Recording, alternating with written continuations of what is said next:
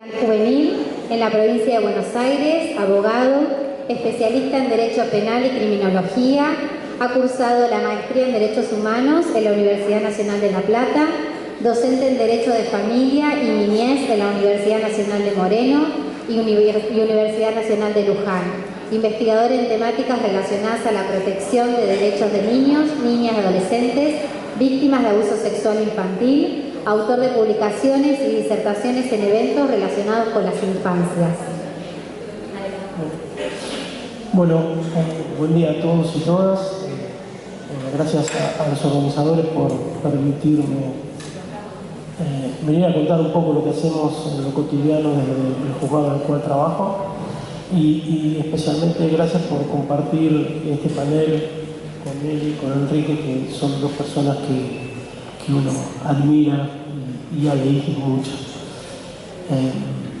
Bien, en primer medida me parece que es necesario aclarar, yo trabajo como juez de garantías del joven, así se llama, en el marco del proceso penal juvenil que se lleva adelante en la provincia de Buenos Aires. Yo trabajo en un departamento judicial, el departamento judicial de Mercedes. ¿Sí? Es un departamento judicial con la problemática, diría, más del interior que no del conurbano. Es un departamento judicial que abarca 15 municipios de la provincia de Buenos Aires. ¿Sí? Antes teníamos Moreno y General Rodríguez, se creó un departamento judicial propio y esa problemática, que era bastante distinta a la que podemos tener en los municipios del interior, quedó fuera de nuestra jurisdicción. Quiero ir retomando un poco lo de ayer de Lisandro en cuanto a algunos números. ¿Sí?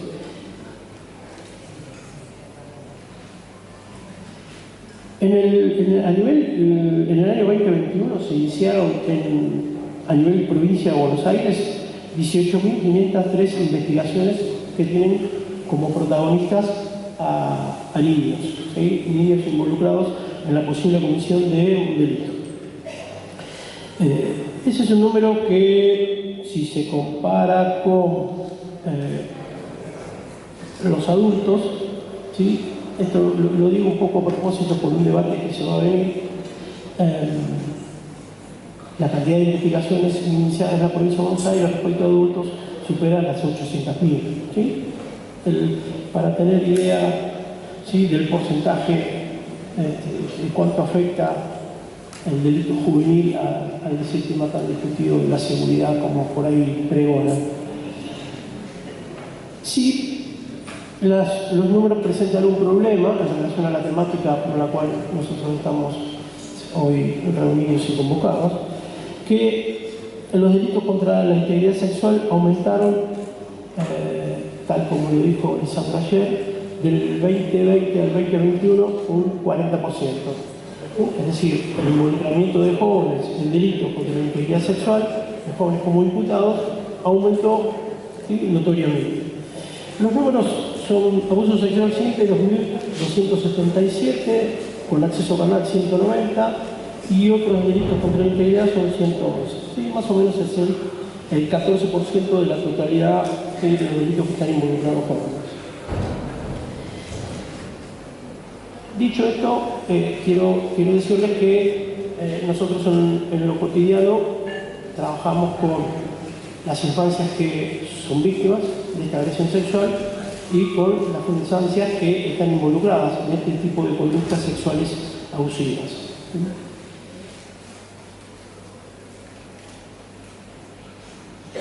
Bien, como lo dijo Nelly recién, nuestro país ha ratificado una serie de tratados internacionales protectores de derechos humanos. Eso implica que en materia de derechos humanos, digamos, los niños han merecido una vasta protección, por decirlo de alguna manera, ¿sí?, que está plasmada en una cantidad de cuerpos normativos de diverso valor jurídico. Como bien lo dijo recién Nelly, existen tratados internacionales, obviamente uno de los más importantes en materia de niños creo que es la Convención Internacional sobre los Derechos del Niño y la Convención Americana. Pero existen también observaciones, opiniones consultivas, sentencias de la Corte Interamericana. Todo eso, ¿sí?, se engloba a partir de la reforma constitucional del año 94, digamos, todo eso se engloba en lo que se llama el bloque de constitucionalidad federal. Es decir, hoy existe en nuestro país una nueva legalidad. En materia normativa estamos bastante bien posicionados, tenemos herramientas jurídicas muy interesantes y muy buenas para intervenir en este tipo de cuestiones. El problema somos los operadores, y sobre eso ahora vamos a charlar un poco. La opinión consultiva, y otra cosa que es importante remarcar también, es que estos instrumentos internacionales, como les dije, de variado valor jurídico, ¿sí?, por ejemplo, las opiniones consultivas, las sentencias, las observaciones generales de los diversos comités, son normas que ayudan a la interpretación y a la aplicación correcta, ¿sí?, de la normativa de fondo, por decirlo de alguna manera. O sea, ¿cómo voy a interpretar y aplicar una norma de la Convención Internacional sobre los Derechos del Niño? Va a ser necesario, ¿sí?, la lectura de la opinión del Comité de Derechos del Niño sobre ese tema. Quiero decir esto, mejor dicho, lo traigo a mención porque esta nueva legalidad, este nuevo cuerpo normativo que hoy existe, ¿no?, ese bloque de constitucionalidad federal, ¿sí?, nuestra Corte Suprema de Justicia ha planteado en varios antecedentes, ¿sí?, Gramajo, Sidoli, Arancibia, Rabel, que esas normas del sistema internacional o del sistema interamericano se aplican en las condiciones de vigencia en el sistema. Entonces, las condiciones de vigencia en el sistema internacional o interamericano las voy a tener que buscar en este material doctrinario y jurisprudencial que producen los organismos internacionales. ¿Sí? ¿Se entendió esto?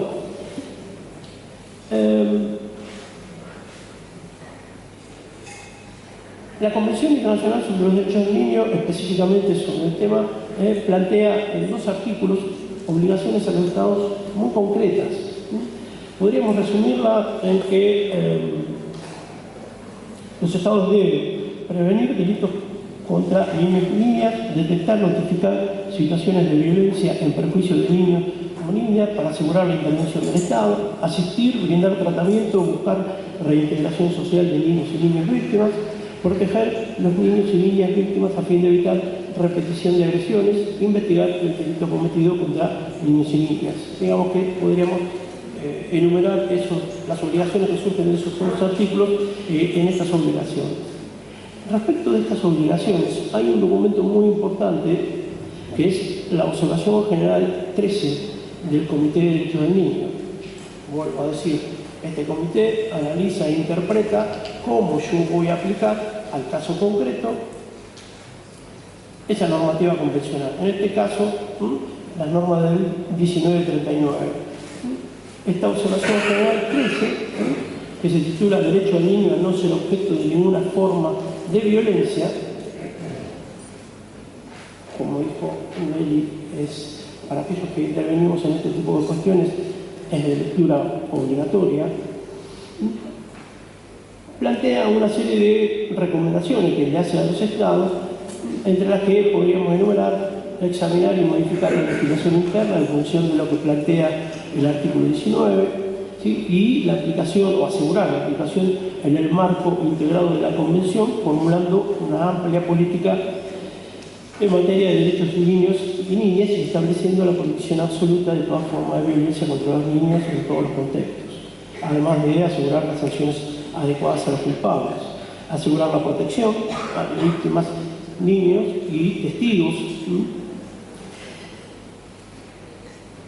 asegurar el acceso a las efectivas reparaciones, aplicar la legislación y procedimientos judiciales de una manera adaptada a las necesidades del niño, incluidos todos los recursos de que disponen los niños cuyos derechos han sido vulnerados.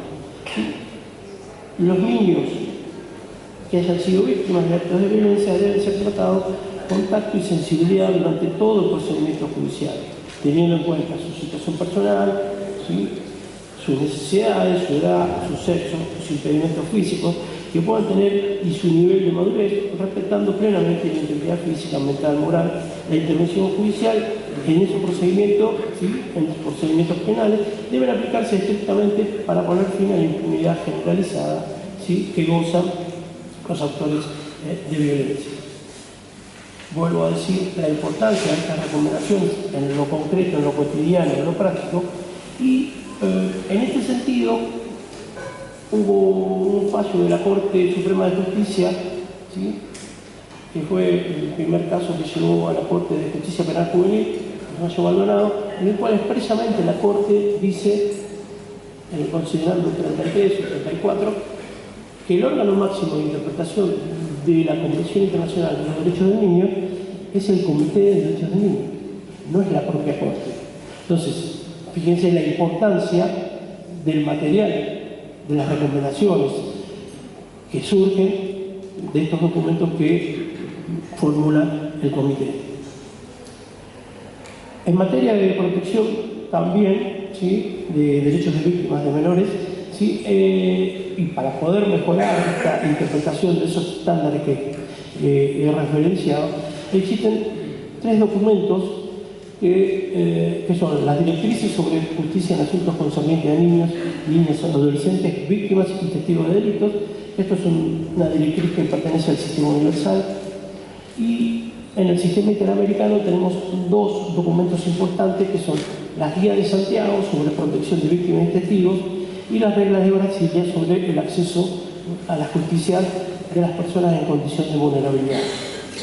Las guías de Santiago son, digamos, direccionan en el sentido de cómo debería ser la respuesta o cómo debe ser la respuesta del sistema de justicia, ¿sí?, para contribuir al acceso a la justicia y disminuir, ¿sí?, la brecha de impunidad. ¿Sí? Trasciende una mirada asistencial de la víctima, la considera como un sujeto de derecho, con una mirada en derechos humanos y una transversalidad y un enfoque, mejor dicho, en género. Y la regla de Brasilia es un documento que plantea instrucciones para garantizar las condiciones de acceso efectivo, ¿sí?, a la justicia a las personas, ¿sí?, que se encuentran en una situación de vulnerabilidad, describiendo qué se entiende por vulnerabilidad, la pobreza, la victimización. Y son guías, mejor dicho, estas reglas de Brasilia están destinadas directamente a jueces, fiscales, defensores, abogados, policías.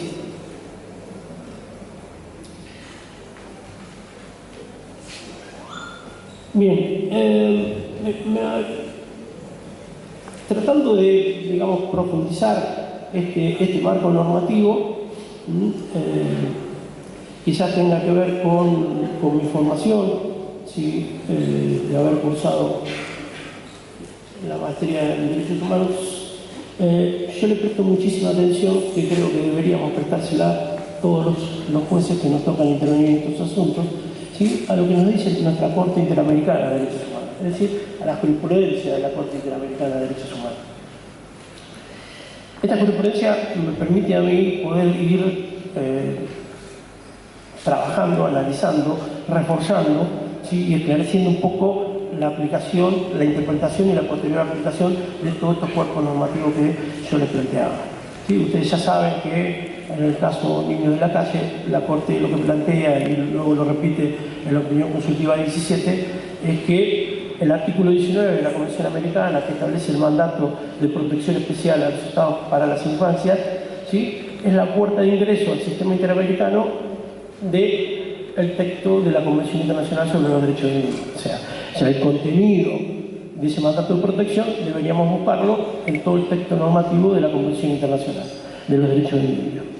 Pero específicamente en materia de violaciones a derechos humanos, en especial de víctimas de violencia, la Corte tiene 3 fallos que a mí me parece que son sumamente importantes, los cuales los tengo impresos en mi escritorio y permanentemente son material de consulta.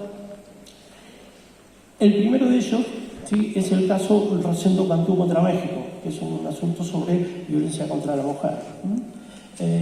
La Corte empieza con este fallo a poner un poco de claridad a este deber de protección especial que surge de todo este cuerpo normativo que yo les planteaba. En el párrafo 201 voy a hacer una mínima mención, ¿sí? El Estado tiene la obligación de asumir una posición especial de garante, ¿sí? Con mayor cuidado y responsabilidad, y debe tomar medidas de cuidados especiales orientadas por el principio de interés superior, ¿sí? Entre otras cosas, luego le pone contenido, ¿sí? A este principio de interés superior. Voy avanzando porque no quiero perder tiempo, quiero decir otras cosas. Luego hay dos fallos más, ¿sí? De la Corte. Uno es del año 2018, otro es del año 2020, que fue delimitando y profundizando este mandato de protección especial o estos estándares, ¿sí? Que yo venía mencionando. Es el caso BRP y BPC y otros contra Nicaragua, que son las iniciales de los nombres de los niños víctimas, que es una sentencia del 8 de marzo del 2018. ¿Sí? Este es un caso de abuso intrafamiliar. Y el segundo caso es Humala Barracín contra Ecuador, una sentencia del 2020, que es un caso de violencia en el ámbito, abuso sexual en el ámbito educativo, ¿sí? Es una violación que produjo un director de un colegio a la joven víctima. No solamente la Corte profundiza estos estándares, sino que en ambos casos suma, ¿sí? Y desarrolla, ¿sí? Algunos conceptos en relación a la violencia institucional que fueron desarrollando los operadores que intervinieron en esos dos casos. Por eso me parece que es importante tener este material de consulta permanente. En estos casos, yo creo que haciendo una interpretación y charlando con la gente que trabaja conmigo en el juzgado, creo que está planteado claramente que el acceso a la justicia implica no tan solo habilitar mecanismos o la posibilidad para realizar la denuncia, sino que implica mucho más, ¿sí? No solamente es acceder, ¿sí? A que se denuncie y se inicie una investigación, sino que me parece que acá la obligación de la protección especial, la debida diligencia a la protección especial y la adopción de medidas de protección por parte del Estado involucra este tema, ¿sí? De acceso a la justicia. A mi entender, lo dice con bastante claridad, a ver si encuentro, creo que en el párrafo 170 de este fallo, dice: la Corte considera que la debida diligencia del Estado no solo abarca las medidas de protección reforzadas antes, durante el desarrollo de la investigación y proceso penal, sino que debe incorporar también medidas a ser adoptadas con posterioridad para lograr la recuperación, la rehabilitación y la reintegración social del niño y niña adolescente. Me parece que estos marcos normativos que yo les planteaba y estas sentencias de la Corte que van delimitando y profundizando cómo debo interpretar, ¿sí? Estos estándares para poder yo actualizarlos y aplicarlos en concreto al caso que en lo cotidiano me toca abordar, marcan sin lugar a duda, ¿sí? Una línea de intervención de la cual estoy absolutamente convencido porque la validez constitucional, la validez normativa desde esa nueva legalidad de la reforma del 94 así lo dice. Uno de los grandes problemas que pienso yo que tenemos es que la mayoría de los jueces invocan toda esta normativa internacional y lo hacen de una manera formal, digamos, hacen un uso formal.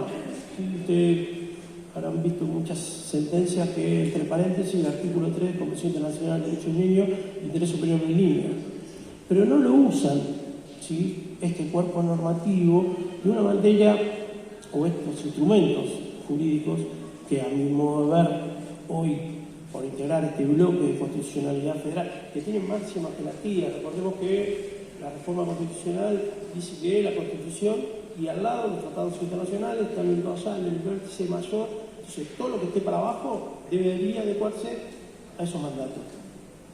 De eso se trata. Entonces, les decía, resuelven utilizando esos instrumentos en forma formal, pero no lo hacen de manera legitimatoria o ampliatoria, ¿sí?, de las normas locales.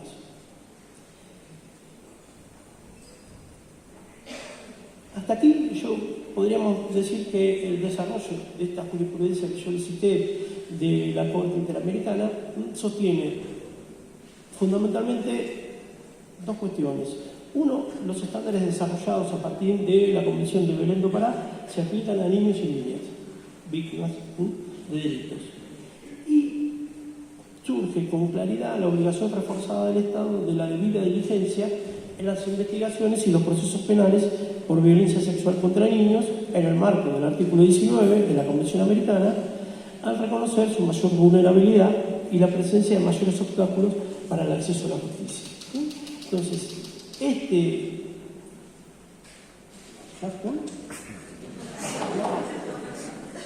bueno, muy rápido.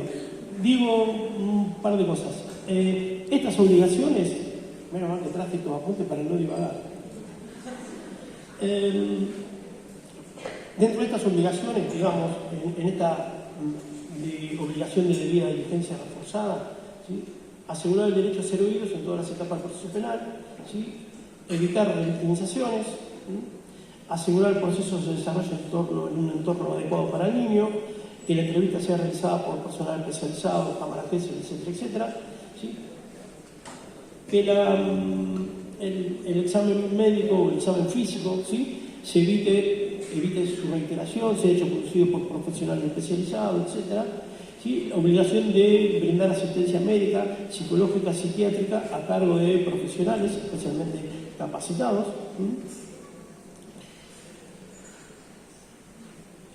La importancia de estos fallos, ¿sí?, radica en que han establecido estándares para intervenir en este tipo de cuestiones, los cuales estos estándares son obligatorios para nosotros los operadores judiciales.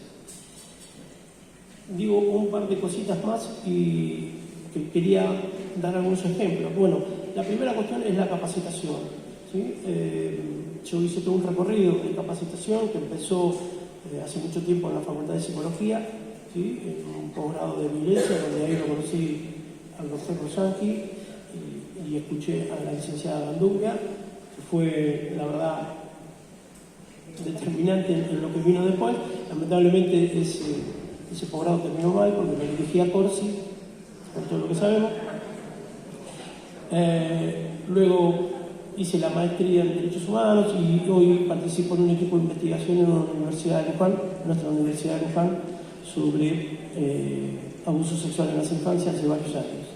Claramente, de todo esto hay en nuestras intervenciones en el juzgado, de todo esto que yo les planteaba, quiero decir esto, antes que me olvide, el primer objetivo de todas nuestras intervenciones es siempre la protección, ¿sí? No hay ninguna duda. Toda la gente que trabaja conmigo en los juzgados sabe que todo lo que hacemos siempre lo miramos desde ese ángulo. Lo primero que tenemos que hacer es proteger y luego, bueno, deberemos llegar a la verdad objetiva y a la posible sanción.